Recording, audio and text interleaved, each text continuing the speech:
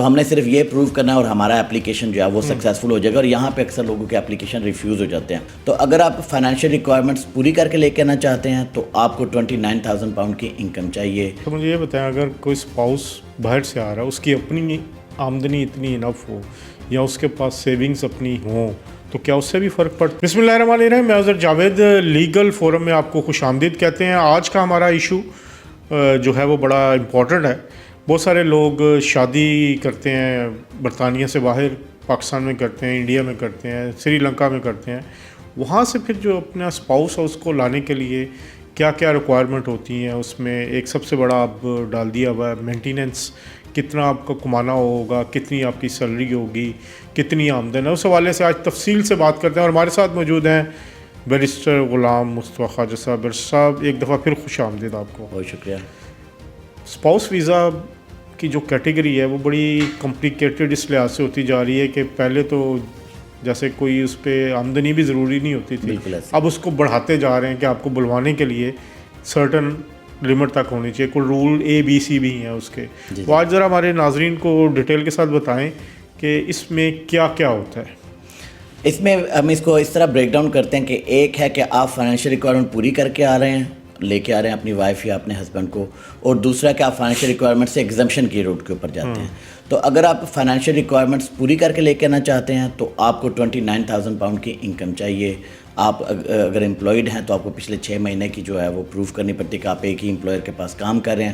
اگر آپ self employed ہیں تقریباً 1 سال کی منیمم آپ کو ریکوائرمنٹ ہوتی ہے. چاہے آپ اپنی کمپنی سے سیلری لیتے ہیں تو آپ کو 12 مہینے کی ریکوائرمنٹ پوری کرنی پڑتی ہے. تو اگر آپ فائنینشیل ریکوائرمنٹ کا 29,000 کا جو نمبر ہے وہ اچیو کر لیتے ہیں تو آپ کا جو ہے وہ میٹ ہو جاتا ہے, تو آپ کو باقی چیزوں کی اتنی زیادہ پرواہ نہیں کرنی پڑتی. اب آتے ہیں جو مین چیز ہے جہاں پہ کافی لوگ جو ہیں فائنینشیل ریکوائرمنٹ پوری نہیں کر سکتے, مطلب ان کی انکم ریکوائرمنٹ جو ہے وہ 22,000 کے اوپر ہے, 18,000 کے اوپر ہے, یا وہ ایکسٹرا جو ہے کچھ کام کر رہے ہیں, جیسے کیئرر جو ہے وہ اپنی مام کے کیئرر ہیں یا کسی ریلیٹیو کو لک آفٹر کر رہے ہیں, اس وجہ سے وہ پارٹ ٹائم صرف بیسس پہ کام کر سکتے ہیں, یا وہ خود ان کو کوئی ڈسیبلٹی ہے, نان ڈسیبلٹی یا جو ان نون ڈسیبلٹیز ہوتی ہیں کئی جو کہ عام طور پہ نظر نہیں آتی مگر ان کو ہوتی ہیں, تو اس کی وجہ سے وہ کچھ ڈسیبلٹی لیونگ الاؤنس لے رہے ہوتے ہیں, یا ان کو کچھ خاص مطلب بلائنڈ کا الاؤنس ہوتا ہے یہاں پہ. تو اگر وہ اس طرح کے کوئی الاؤنس لے رہے ہیں اور اگر وہ شادی کرتے ہیں تو اپنے ہسبینڈ یا وائف کو UK میں بلانے کے لیے وہ ایگزمپشن کیٹیگری جو ہے اس کے اندر جانا چاہتے ہیں.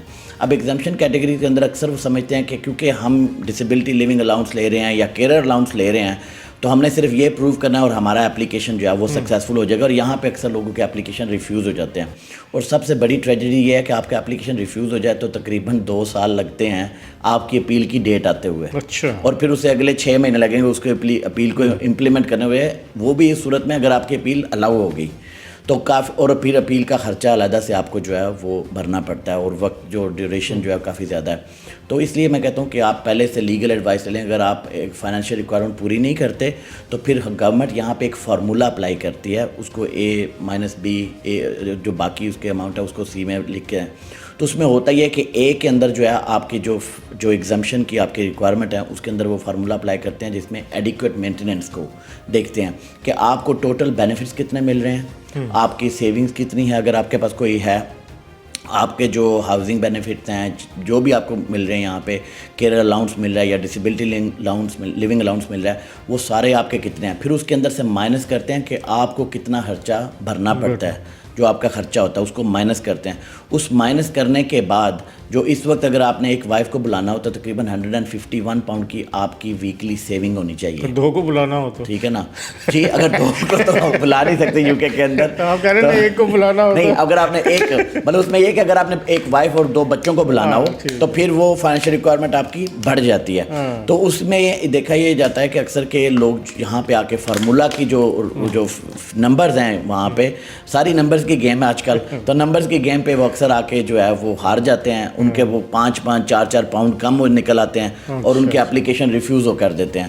تو اس لیے اگر آپ بیسڈ آن ایگزمپشن روٹس کے اوپر آپ اپلیکیشن کر رہے ہیں کیونکہ آپ ڈسیبلٹی لیونگ الاؤنس لے رہے ہیں یا کیئر الاؤنس لے رہے ہیں, تو آپ کو یہ پروف کرنا پڑتا ہے گورنمنٹ کو کہ آپ کے پاس اچھا ایک کمرہ اویلیبل ہے, جس میں آپ اپنی وائف کو رکھ سکیں گے, ایڈیکویٹلی مینٹین کر سکیں گے without recourse to public fund, جس کا مطلب ہے کہ وہ اگر یو کے میں آئیں گی تو وہ بھی آپ کی طرح کلیم میں نہ کر سکیں, ٹھیک ہے. تو آپ کو یہ پروو کرنا پڑتا ہے, اور یہ گورنمنٹ بڑا اسٹرکٹلی جو ہے وہ چیک کرتی ہے, اور آپ جو بینیفٹس لے رہے ہیں اس کا پورا بریک ڈاؤن آپ کو دینا پڑتا ہے, آپ کے اخراجات کا بریک ڈاؤن دینا پڑتا ہے, اور اس کے بعد آپ کو یہ بھی گورنمنٹ کو بتانا پڑتا ہے کہ مجھے کم از کم 150 پاؤنڈ ویکلی بچتا ہے جو سارا کچھ نکالنے کے بعد, تو اس لیے میں اپنی وائف کو سپورٹ یہاں پہ کر سکتا ہوں, اور بجائے اس کے کہ وہ بھی آ کے یہاں پہ بینیفٹ پہ بیٹھ جائے. اچھا مجھے یہ بتائیں, اگر کوئی اسپاؤس باہر سے آ رہا ہے, اس کی اپنی آمدنی اتنی انف ہو یا اس کے پاس سیونگز اپنی ہوں, تو کیا اس سے بھی فرق پڑتا ہے یا کوئی یہ ایگزمپشن ہو سکتی ہے؟ پرانے رولز میں بالکل اگر اس کو کاؤنٹ کرتے تھے, اور اسی طرح ہوتا تھا 2012 سے پہلے کے روٹس کے اندر.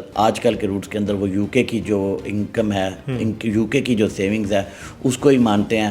پرانے روٹس کے اندر تو جو یہاں پہ پرومسڈ ایک وہ ہوتا تھا کہ آپ کو جاب دیں گے فیوچر میں, وہ اس کے اوپر بھی اپلیکیشن لگتے تھے. آج کل جو ہے وہ یہاں پہ جو آپ کی بینک اسٹیٹمنٹس ہیں, آپ کو جہاں پہ جو مل رہا ہے اس کے اوپر ہی زیادہ. اگر کوئی اسپاؤس برٹش نیشنل تو نہیں ہے, وہ وزٹر ہے, یا اس نے یہاں پہ پراپرٹی بائی کی ہوئی ہے, وزٹر کو بھی الاؤ ہے یہاں پہ, تو اس صورتحال میں کوئی فائدہ ہو سکتا ہے؟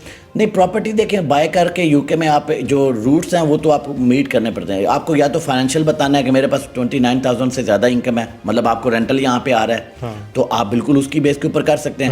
جو فائنینشیل ریکوائرمنٹس میٹ کرنے ہیں اس کے اندر کافی زیادہ کیٹیگریز ہیں. لوگ اکثر سمجھتے ہیں جاب ہونی چاہیے یا سیلف امپلائڈ ہونی, یہ تو صرف 2 ہیں جس کے اندر میجورٹی لوگوں کے وہ فال ان کرتے ہیں. مگر اس کے علاوہ بھی آپ کی رینٹل انکم کاؤنٹ ہو سکتی ہے, پینشن آپ کی کاؤنٹ ہو سکتی ہے, ڈیویڈنڈز آپ کے کاؤنٹ ہو سکتے ہیں, انویسٹمنٹ آپ کی کاؤنٹ ہو سکتی ہے, کہیں سے آپ کو بانڈز لیے ہوئے ہیں اور وہاں سے آپ کو جو ہے وہ انٹرسٹ ملتا ہے وہ کاؤنٹ ہو سکتا ہے. تو بیسیکلی جو بھی آپ کی ڈکلیئرڈ انکم ہوتی ہے HMRC کو, وہ آپ کی کاؤنٹ کی جا سکتی ہے. اگر کسی کے پاس دبئی میں انکم ہے وہ کاؤنٹ ہو سکتی ہے؟ اگر وہ یو کے میں انکم لے کے آتے ہیں اور اس کے اوپر یو کے میں ٹیکس پے کرتے ہیں. نہیں, جو اسپاؤس ہے. جی نہیں, ان کی انکم باہر کی انکم پہ اوپر نہیں کرتے باہر کی انکم کو آج کل وہ یو کے کی انکم کو. چلو اس کا مطلب ہے یو کے انکم کو ہی بالکل ڈکلیئر. اگر آپ کی باہر سے انکم آ رہی ہے اور آپ اس کو یو کے اندر ڈکلیئر کر رہے ہیں اور ٹیکسز بھر رہے ہیں, ایز لانگ ایز وہ آپ کے HMRC کے ریکارڈ کے اندر ڈکلیئرڈ ہے, آپ اس کے اوپر روٹس کے اوپر جا سکتے ہیں. اگر کوئی آپ سے اس بارے میں مشورہ کرنا چاہیے تو ذرا نام, پتہ, ایڈریس, فون نمبر تو بتائیں نا ان کو. بڑا سمپل سا ہے, آپ گوگل پہ جا کے barrister Ghulam Mustafa contact number لکھیں, میرا نمبر وہاں سے مل جاتا ہے. ویسے موبائل نمبر جو اپوائنٹمنٹ کے لیے ہے وہ ہے 0797028646. جو باہر سے اگر آپ کال کر رہے ہیں تو آپ 0044-797-028-6466. لو لین سلیسیٹرز اگر آپ گوگل پہ لکھیں تو آپ کو میری فرم کی ڈیٹیلز کھل جائیں گی, ہم اوپن ہو جائیں گی ویب سائٹ کے اوپر, اور آپ کو میری وہاں سے ساری ڈیٹیلز مل سکتی ہیں. اپوائنٹمنٹس آپ آن لائن بھی لے سکتے ہیں, فون کے اوپر بھی لے سکتے ہیں, واٹس ایپ کے اوپر بھی کر سکتے ہیں, یا آپ آ کے لندن میں مجھے آفس میں بھی مل سکتے ہیں. تو کس کیٹیگری کو ڈیل کرتے ہیں؟ میں 3 کیٹیگریز میں اسپیشلسٹ ہوں, امیگریشن کے اندر, کرمنل کے اندر اور فیملی کے اندر. کرمنل کے اندر میں کرمنل ڈیفینس کرتا ہوں, روڈ ٹریفک افینسز جو وائڈلی ہیں وہ ان کو میں کور کرتا ہوں, اور فیملی ریلیٹڈ ایشوز کو. اور ان کو میں کرتا بھی اسی لیے ہوں ان کے تینوں کو کیونکہ یہ کافی لنکڈ ہوتے ہیں. امیگریشن کرائم کے ساتھ کئی مرتبہ لنکڈ ہوتا ہے, کرائم فیملی کے ساتھ لنکڈ ہوتا ہے. جیسے ڈومیسٹک وائلنس کی کیٹیگری ہے وہ آپ کی امیگریشن کی کیٹیگری بھی بنتی ہے, وہ آپ کی کرمنل کی کیٹیگری بھی بنتی ہے, ٹھیک ہے, اور وہ آپ کی فیملی کی کیٹیگری بھی بنتی ہے. تو اس طرح میرا یہ ہے کہ آپ کو ایک ہی جگہ سے تینوں سروسز 3 in 1 مل جاتا ہے. تو میں یہ نہیں کہوں گا کہ 3 in 1 کی پرائس بھی ایک ہی ملتی ہے آپ کو, مگر یہ ہے کہ آپ کو 3 in 1 جو ہے سروسز. ہم نے اکثر دیکھا ہے سولیسٹر جو ہیں وہ آؤٹ آف آورس نہیں ملتے. لوگ کوئی پریشانی ہو جائے تو 5 بجے آفس کلوز, لائنیں بند اور پریشانی ہوتی ہے. کیا آپ آؤٹ آف آورس بھی سروس دیتے ہیں؟ دیکھیے سارا اپوائنٹمنٹس کے اوپر ہے, اور آؤٹ آف آفس آورس بھی اپوائنٹمنٹس اویلیبل ہوتی ہیں. ایمرجنسی ہو گئی کسی کو بالکل اویلیبل ہوتی ہیں, اور اسی لائن کے اوپر اگر آپ ارجنٹ لکھیں تو ہم آپ کے لیے اسپیشل سلاٹ آپ کو بنا کے بھیج سکتے ہیں, جو کہ شاید اگلے ہی گھنٹے میں آپ اپوائنٹمنٹ بھی کر سکتے ہیں فون کے اوپر. میں یہ تو نہیں کہتا کہ ہم 7 days آفس میں اویلیبل ہوتے ہیں, مگر آپ آن لائن ہم سے بات بالکل کر سکتے ہیں. بہت شکریہ بیرسٹر صاحب. غلام مصطفیٰ خواجہ, لا اینڈ سالیسٹر سے ان کا تعلق. برطانیہ میں ایک بڑی پاکستانی اوریجن کیا بلکہ اب تو مین اسٹریم میں بھی ایک بڑا نام ہے ان کا, ان سے تعلق ہے. بڑی تفصیل کے ساتھ انہوں نے آج اس ایشوز پہ بات کی. انشاءاللہ اگلے پروگرام میں پھر ملاقات ہوگی, تب تک کے لیے اللہ حافظ.